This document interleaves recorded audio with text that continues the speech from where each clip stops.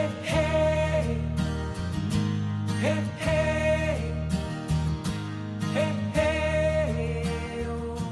Hello, ChooSELove audience. My name is Scarlett Lewis. I'm the founder of the ChooSELove movement. Welcome to the ChooSELove podcast. So excited for today's conversation with Deborah McNelis. Deborah is the founder of Brain Insights, and she is she has a master's of education, and I love this quote, Deborah, it's on your website. It takes many years for a brain to fully develop. However, it's the positive early experiences that are invaluable to developing a brain that allows the unique essence of a child to shine. And you have a neuro nurturing model for early brain development that I really want to explore with you today. Welcome. Well, thank you.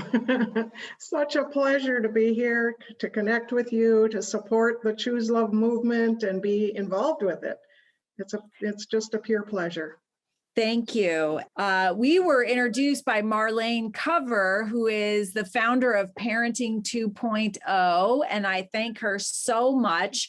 You know, our hearts are aligned, because when I started the ChooSELove movement, the first project that I did was for prenatal brains, really, but pregnant moms, because that's such an important part of brain development. And then also we have infant toddlers, because we know that the first few months of a brain's development is more important, really, than even trying to play catch up for the next 10 years.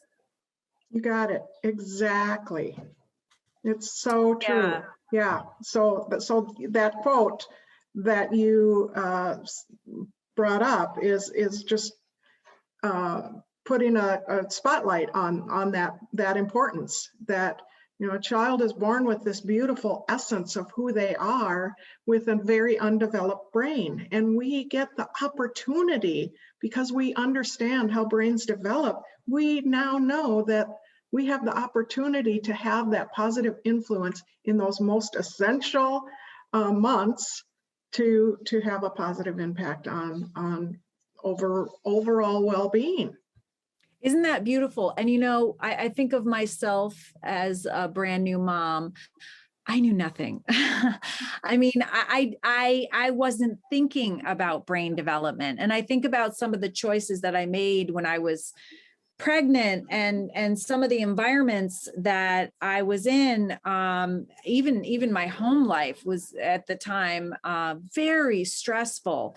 And the fact of the matter is, you can't always choose your environment, but you can choose how you thoughtfully respond. And had I just had the awareness that you know, this might be negatively impacting my baby's forming brain, I would have made different choices. I know that, just with the awareness. And I think that it's so important that we get this message out for people that are thinking about becoming moms, for pregnant moms, for moms that have their babies with them, how vitally important every moment is. Of course, the most important is connection. And Exactly. I mean, it's all kind of like a circle, because we have to know how to be present and to connect in meaningful ways. That's social and emotional intelligence. That's the very core of it. And interestingly enough, we're not born with those skills and tools. We have to learn them. Exactly. And so you said so many wonderful, made so many good points in what you just stated. Yeah, it's all about connection, and it's all about creating awareness about the importance of those connections. So when you said the word awareness, that's what my company Brain Insights is all about. Creating that awareness and that understanding, so parents do not have to feel the way that you were feeling, that we have the brain research information. It's scientific information. So it's not just theory, that, somebody's theory. We have this evidence to show how brains develop, how the environment, how relationships, how all of this is having impacts on every moment. You're right, it's every moment. And the brain is what science is showing us now, that the brain is developing at a rate in those young months and in early years, at a rate of 1 million connections being made per second. What? Yes. Oh my gosh. I know. Amazing. They used to say 800 connections per second, and I thought that was a lot. They're now saying 1 million connections are being made per second between 1 the million. Is Yeah. that opposed to like 700 for an adult? Are they saying that? For adults I don't know what the rate is as an adult. I mean, we're always making new connections and changing our brains throughout our lives, which is the good news. Right. So we can always adapt and have that plasticity to make those changes. But the most plasticity, the time that the brain is making those changes at the most rapid rate, is in those early months and years. So they're so important. I mean, there's even research where they have taken small babies and that they've seen that the baby actually tries to engage their caregiver. And when their caregiver is not present, that in a very short time, the baby becomes distressed. Yes. There's the very famous still face experiment. Still face experiment. Where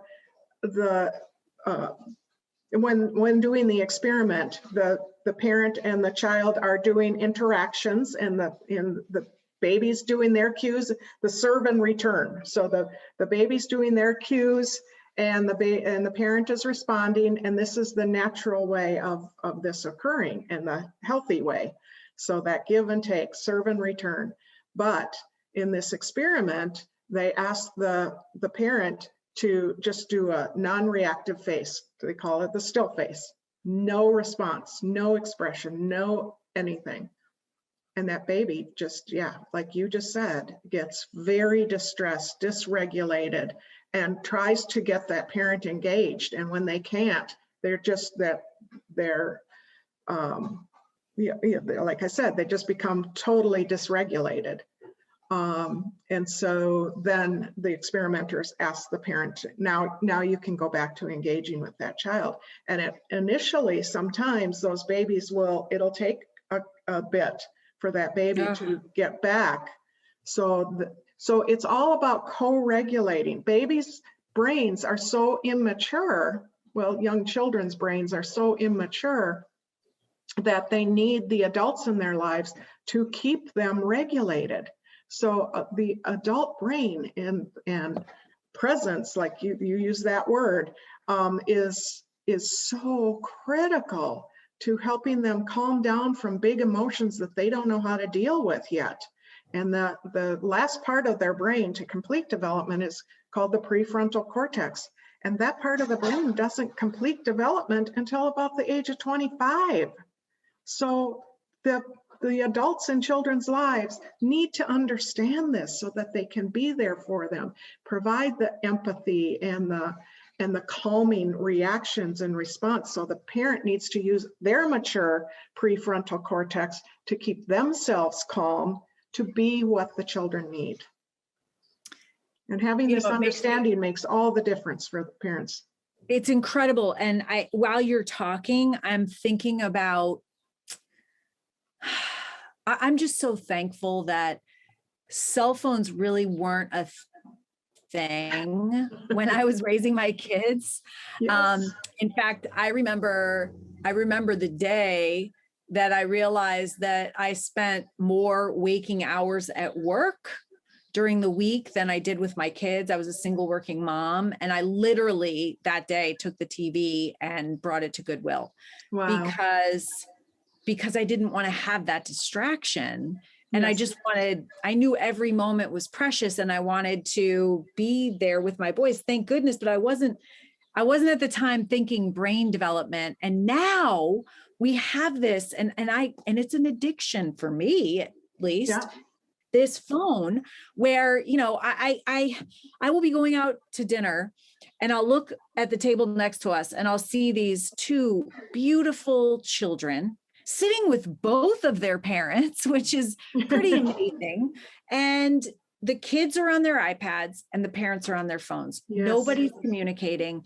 And I just think I literally every time, and you'll probably read about it in the paper at some point. I really just want to go over to them and say, you have your beautiful kids. Do you know what I would give to have my 6-year-old son back so that I could have dinner with him? Yes. You have your kids right in front of you. Right. Get off your phone. What could be more important than these connections? And then on top of that comes all this brain development. Right. And so, yes, this is so important, Deborah. So how do we get started? Yeah, we get started by helping people do podcasts and webinars and share all this information everywhere we can.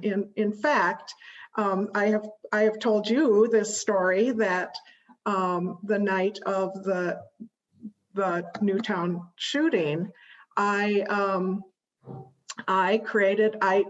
got so emotional about what had happened,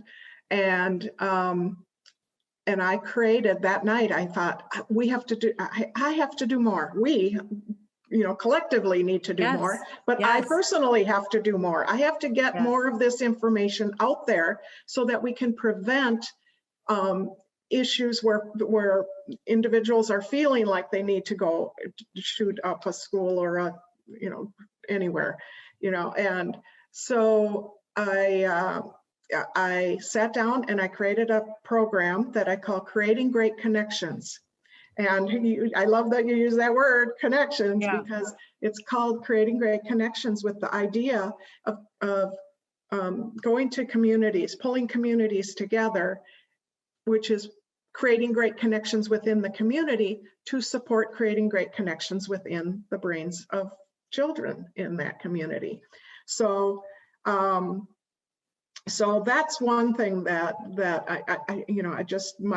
when I created Brain Insights, I told everyone, my goal is only to reach everyone, right? We need everyone to understand this. We not only need parents and educators and people working directly with children to understand this, we need everyone, because we need all the community members, the employers, the decision makers, the judges that are making decisions about placements. We need the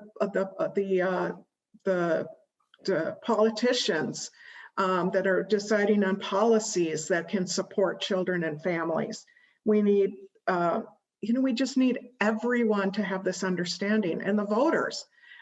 So we just need everyone to have this awareness. So that's when you ask what's my program. My program is to create this awareness and make it very broadly understood. And when I share information on brain development, I don't do it in high-level neuroscience terminology. I bring it down to the basics. And so in doing that, I decided that I needed to create a new term to convey what this is really all about. And so I trademarked the term Neuro Nurturing, because that's what children need. They need that nurturing to develop those great connections in their brain. And what I realized is that what I was telling audiences in my presentations is that to develop a brain well, it really comes down to 4 basic things, which really correlates with the messages and the themes of the terms that you use in ChooSELove. And so the 4 components that I talk about is that if we meet the physical needs and the security needs of a child, and then provide nurturing interactions and lots of play, Those 4 components, we're providing what a child really needs. And so I broke that down then, those 4 components, I broke those down into, there's 5 elements of each of those areas. And that's the neuro nurturing model that you quickly mentioned earlier. So that, there we go, parents, adults that are working, whether it's educators or parents that are working with young children or interacting every day, can have this basic understanding, and it's not complicated. That's the big thing I'm always saying. It's not complicated. I always say it's not rocket science, It but isn't. it is science. Science. And you can get to those high levels of deep levels of neuroscience, right? But to have that positive influence on children, you don't need to go there. It's just these basics. Can we break down the basics a little bit? Because I think, I think most people may have checked off that are listening, have checked these off in their heads. Okay, well, physical. Yeah, I'm providing all the physical needs. I bathe my child. I feed them 3 squares a day. And, I knew what I need to do. Security, my kids are safe, so I'm providing that. Nurturing interaction. Yeah, I spend some time every day playing with them, kind of interacting with them and then playing. Yeah, we have some play every day, but it needs to be more mindful than that. Mm-hmm. We need to take this more seriously as our responsibility as not only parents, but as individuals in our society. It is our responsibility to make sure that everyone has this knowledge, because this is what's going to create a safer, more peaceful and loving world. This is going to create the world that we want to live in. So Deborah, do you think that we could break down each of these 4 components of your neuro nurturing model just a little bit? Like when you say physical is your first pillar, can you break that down for us a little bit? Sure. And the thing is that, like you said, well, there's a couple of points I want to make, is that, yes, many adults are doing all of these things already in their day. So how affirming is that for a parent to say, oh yeah, I am doing this, I am doing this, I am doing this. I can feel confident and better about what I'm doing for my child. But then having that understanding of why it's so beneficial makes a world of difference for adults. That's a great point. Yeah, it just makes such a difference. And I have so many adults say to me, I wish, many say, I wish I would have known this when my children were younger. But the other thing is, my hand is raised. The other thing is that they'll say, well, I've heard a little bit about brain development, but I didn't understand it until I heard the way that you explain it. And so having that base, like I said, the simple, basic understanding makes that difference. So talking about the physical development. So nutrition. That's a really big one. Making sure that children, I feed my child every day, but then thinking about and realizing how nutrition impacts the way a brain functions. A lot of people think of nutrition in relation to the body more than they do think about it in relation to the brain. And it can make such an incredible difference with mood and behavior and sleep and physical activity. It impacts all of that. And so if a child, for example, if a child has adequate nutrition, adequate amounts of protein, especially for breakfast and their snacks throughout the day, if there's nutrition, if there's protein, adequate amounts of protein, the brain gets what it needs the fuel it needs to function. In contrast, if a child were to only eat some simple carbohydrates for breakfast, so say a sugary cereal for breakfast. Pop-Tarts. Yeah, that's the example. You know, we are so aligned in so many, you know, when we have conversations, they're just Because aligned. we And had Pop-Tarts. That's why I say that, because I actually did that. yeah. And so Pop-Tarts is one of the examples I use all the time. So say they have a Pop-Tart for breakfast. What happens is 30 minutes later, the blood sugar levels rise because of the simple carbohydrates. 30 minutes later, those blood sugar levels drop.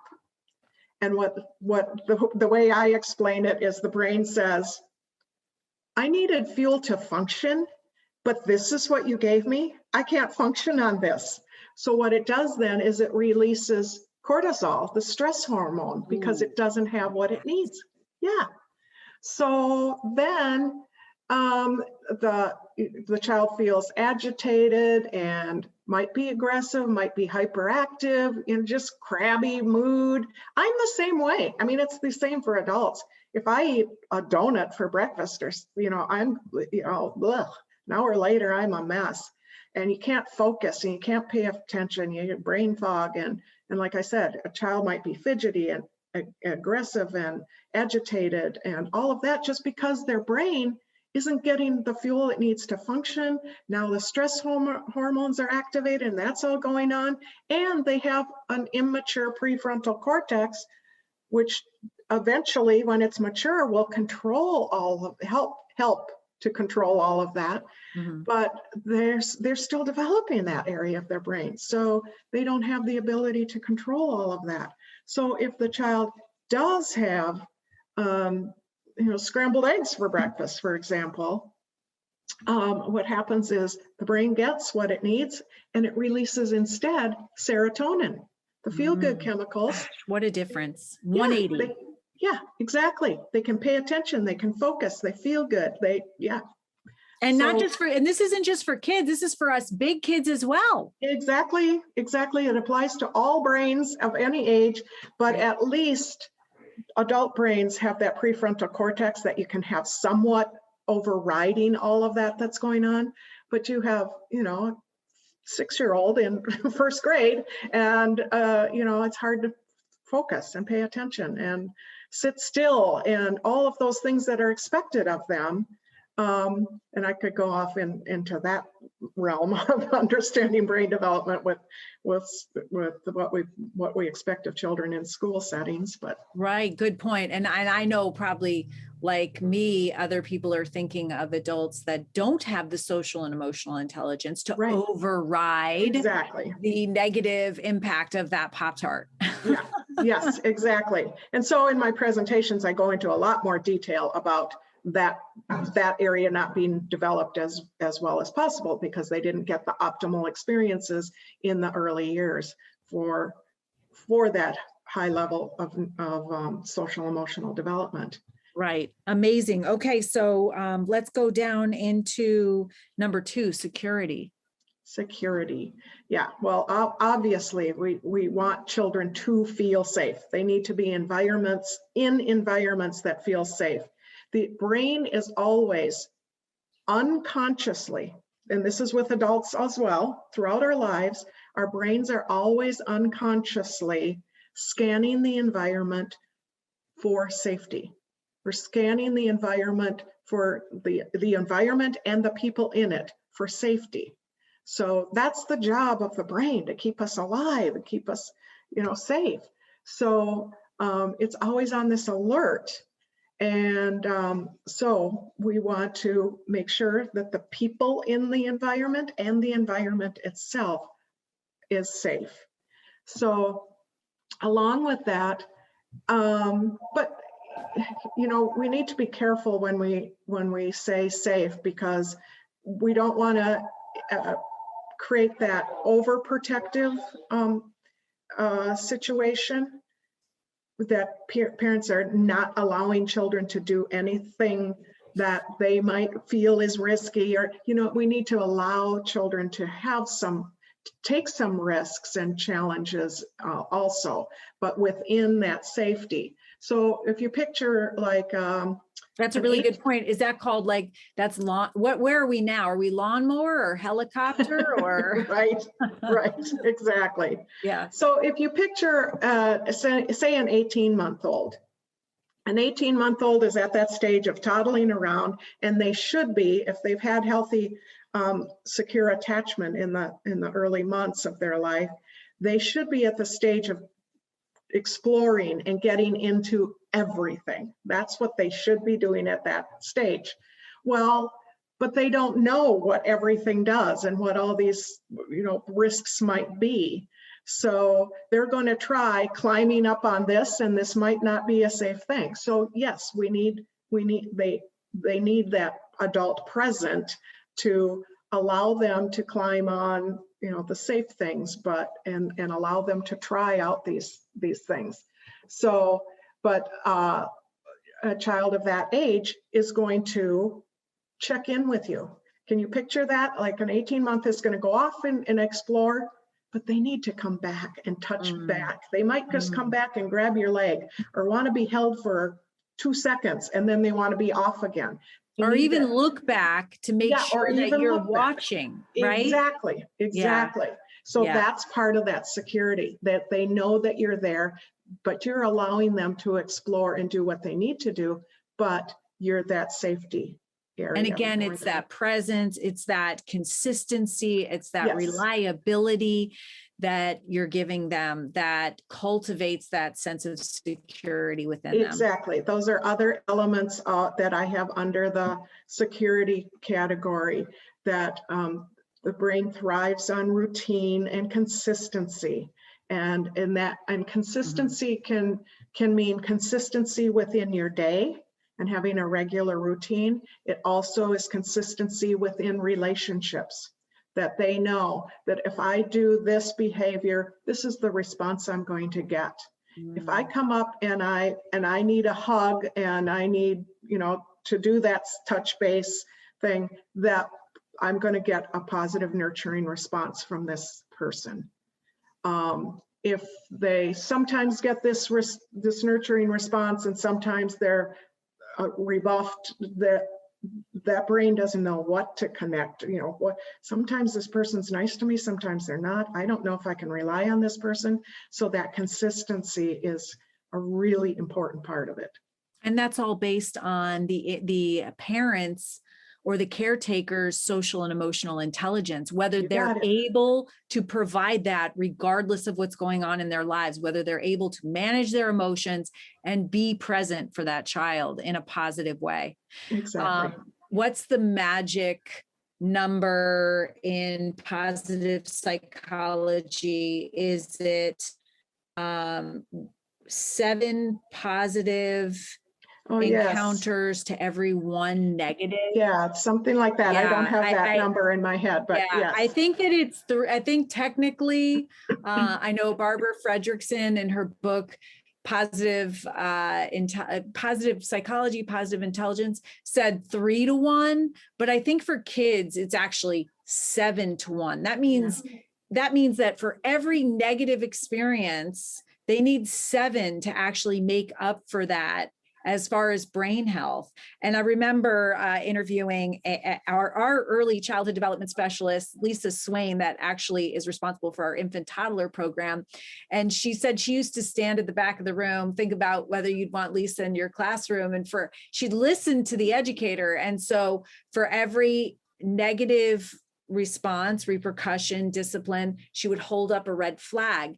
And that was a signal for the teacher that they had to make that up with 7 positive interactions. And what a great reminder, though, and a great reminder for all of our listeners that it's okay to have, an occasional hiccup, but you need to make up for that and be mindful that you do that. Yes, the repair part of it is so important. So if there, and not if, when, because none of us are going to do any of this perfectly, and we're not going to expect that. But having the understanding is going to make it more likely that those positive things are going to occur. But I lost my train of thought. No, that was perfect. Oh, the repair that, when there is a disruption in the relationship, to go back and do that repair. And even modeling that, if there's another adult in the child's life and there's arguing or that type of thing going on, if the child can witness that repair of that relationship, the making up part of the relationship, that's important as well. Yeah, and it's good to just say maybe that I mean, I'm thinking about myself as you're talking, and I have a 20-year-old son now, and I'm far from perfect. And but trying my best. We're all doing the best that we can with the skills and tools that we have. But there's always the ability to do better. And this gives you the understanding of how important that is. Yeah. And the point you're making there brings up, one of my favorite presentations I do is about the way in which the brain pays attention. And it has a lot to do with what I was saying about we're unconsciously scanning the environment for safety. But we need to, in that presentation, I talk about how we need to, as adults, focus our attention again on the positives, because what do we do to ourselves all the time? Like at the end of our day, we say, oh, I didn't get that done. I should have handled that better. I didn't do that well, blah, blah, blah. We go through this list of what we didn't do well, right? Our negative focus, our negative bias. Exactly. So in this presentation, I emphasize, I go through a lot of explanation prior to this, but then make the point that what we need to do is we need to switch our thinking, because we do have that negative bias. We need to switch our thinking and stop and think about, but I did do this well, and I did do that well, and I did get that finished, and I did accomplish that.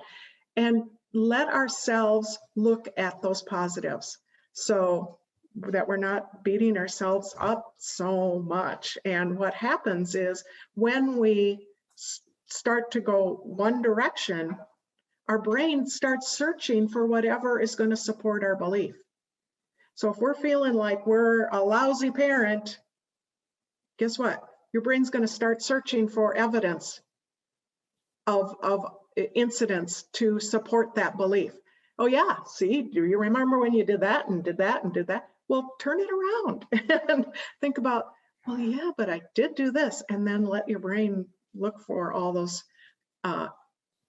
evidence, those points of evidence that support that you are doing some very, very positive things, because we do so many positive things throughout the day, but we don't put our emphasis on that.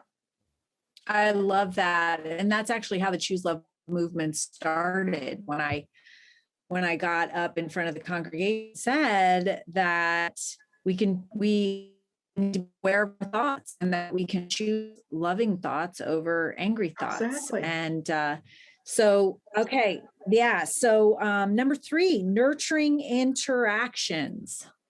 Yeah. I guess we kind of talked a lot about that already, but it's all about having that presence and those nurturing interactions and support and empathy. When you were talking about the cell phones, an example that I use in my presentations is I talk about the example of having a 2-year-old in a grocery cart in the checkout line, and this little 2-year-old wants the candy that's right at eye level, and we say, no, we're not getting candy.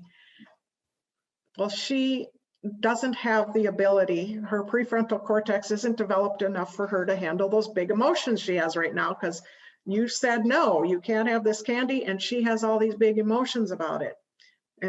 And so if the adult in her life realizes this and understands, she just has these emotions she doesn't know how to control, which we call, of course, out of control behavior. Well, it is. It's out of her control because her prefrontal cortex isn't developed enough to control those emotions. She needs that adult to be the calm person in her life to get her regulated again. So for the adult to take a deep breath and realize, I need to help her calm through these big emotions.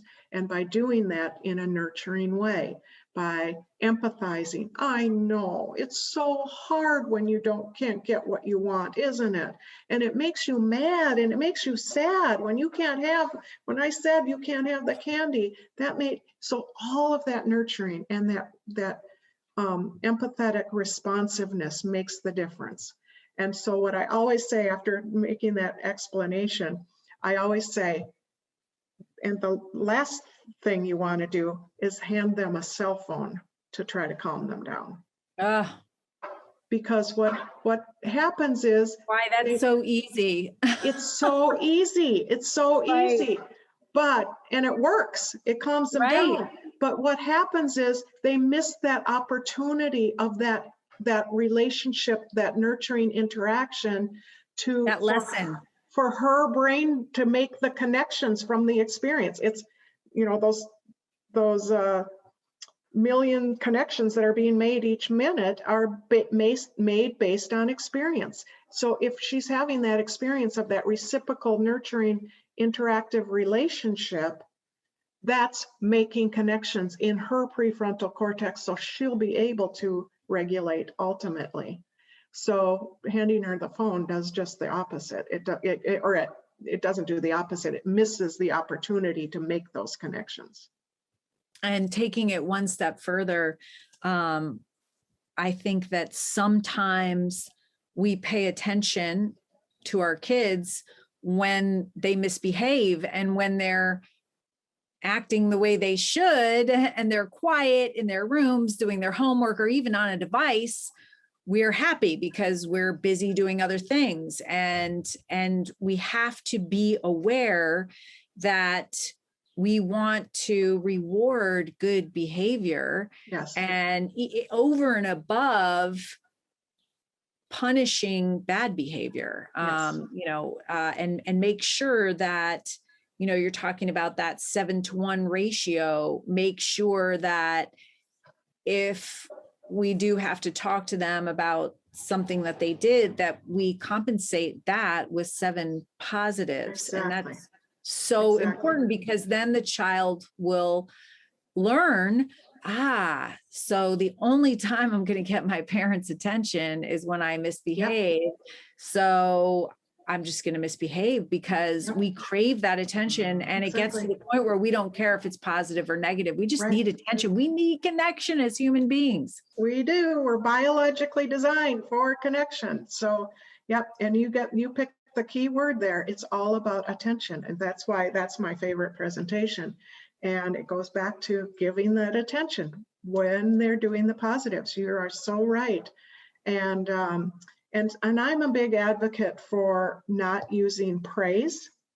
And people are often surprised to hear me say that, because I'm a very positive person and I'm promoting positivity.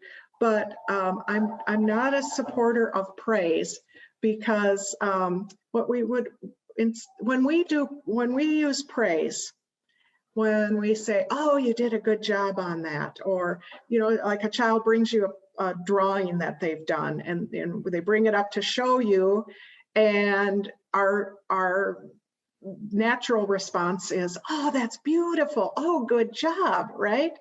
But when we do that, we're making a judgment. We're sharing our opinion. And what I feel is more advantageous for children is if we instead help them to learn to self-evaluate. So if we were instead to say, wow, you look really proud of your picture. Are you proud of what you have done? Turn it back on them, so then they can say, yeah, I didn't know I could draw a tree like that before. Or they could say, you know what, I think I could do it better.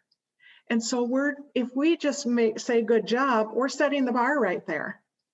And then we're helping them to become dependent on the opinion of other people.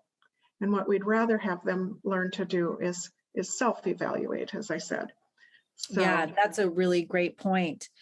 So let's go into the fourth pillar. And this is, I love the nurturing interactions, which of course relates to Jesse's message of nurturing, healing, love. Exactly. And then number 4 is play. And he left this message for his older brother, have a lot of fun. And it turns out that is really important. And there is a lot of science behind the benefits of allowing your kids to have unstructured play when they're young. Definitely. Unstructured play, experimentation, trial and error, exploration, all of that, movement, all of that is so essential. And yes, have fun. I love that he did that message. So then all his messages are so wonderful and beautiful and align with everything that we know is good and positive, right? Yes, so absolutely. You are so right. There is just an abundance of research that shows how important play is. It's what children naturally want to do, and it's naturally what they need to do. It's the way the brain makes these connections. So there's so many ways that I demonstrate this in my presentations about how different it is to learn something with hands-on, using lots of different senses compared to doing something on a worksheet or just looking at a picture of something. Or watching a video. Or watching a video even, yes. So they need to explore and experiment and interact for these brain connections to be made. They need to do that. And we're just, a lot of times just getting in their way of doing what they naturally need and following their own curiosity. Like you said, self-directed is so important. Or unstructured, so that they can go in the direction of their abilities, their interests. Every child is different and unique, beautifully unique, and which I call undefinable. Every child is undefinable, and that's part of my not using praise. That if we use praise and say, "Good girl," or "You're so smart," or "You're so beautiful," or "You're so good at," or any of that, we're putting these labels on children. And what we just want them to be is be who they are without a label, and just be their undefinable, beautiful essence, and let that shine. So play allows for all of that to develop and happen. And there was one other point I was going to make about play. Play in nature, play outdoors is so essential. And this is all developing that highest functioning brain area, the thinking area of the brain, and the how to process. And one example that I use often when you were talking about taking the television away and giving that to Goodwill, I talk about when I was growing up, and maybe this is how it was for you, and I know many other adults share this experience, but when I was growing up, it was all the neighborhood kids would get together. And it was different genders and different ages, and we'd all just get together and we were going to play, right? And then the group would have to try to figure out, well, what are we going to play? And so there'd be all this negotiation and that socialization to figure out what are we going to play? And then you'd get the game decided. Now we have to choose teams, and how are we going to choose teams? And you have to figure that all out, and processing, the problem solving, and critical thinking, and all of that had to go into it. And then the game gets started, and you get partway through the game, and you think, oh, you know what? We need a different rule for the 5-year-olds than for the 8-year-olds. And then they'd have to think. But now, so often, much more frequently, children are divided up by gender and divided up by age groups. The 6-year-old boys are going to play this, say it's baseball. So they're going to play baseball. And then the adults tell them, these are the rules. This is what you do. This is when you do it. Well, they lose all that opportunity to develop that prefrontal cortex through those experiences and all that social emotional development that is happening in that type of play. That's so interesting, because you're right. I grew up walking to school, and all the kids in our little neighborhood would play. I have a best friend that just sent me a poem that I wrote about her. I think we were 6 years old. And then when we were, she had saved it, which is beautiful. We're still friends. And then when we were a little bit older, we played Charlie's Angels, and we had our favorite characters, and we would run around outside and go on adventures. And I think that, unfortunately, some of that has been lost. I think that maybe some parents don't feel safe doing that. Right. I think that, we have launched an era of, we had talked about this before, over-parenting. And schools are eliminating recess. There's either eliminating or reducing or the amount of time that children get to play outside at recess, which would be a wonderful opportunity for all of this to take place as well. Or if they do have recess, there's so many restrictions on the type of games that kids can play anymore. So all of that points us in the direction of what you and I are doing is so vitally important. We need this. We need to spread awareness. Those of you who are listening, please forward this podcast to your friends and family and anyone that you think could benefit from it. We need to get the word out, and word of mouth is still the most powerful way. Please check out Deborah's website. It's braininsightsonline.com. And she's got incredible products. I love your cards that you have for all age groups, that you can literally flip through the cards, and it gives you examples and ideas of what you can be doing with every age, that younger age group. It's that's really, really cool.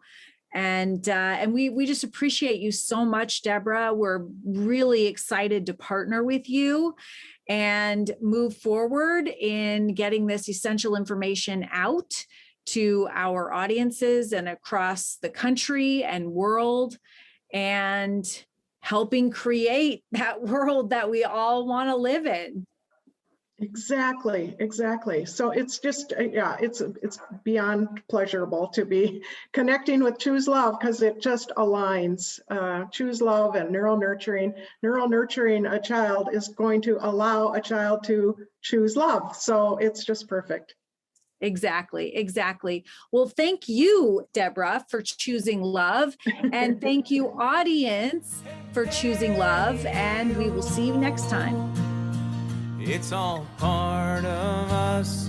We can all choose love. It'll lift you up if you let it in. Let the healing. Thanks for listening to the ChooSELove podcast.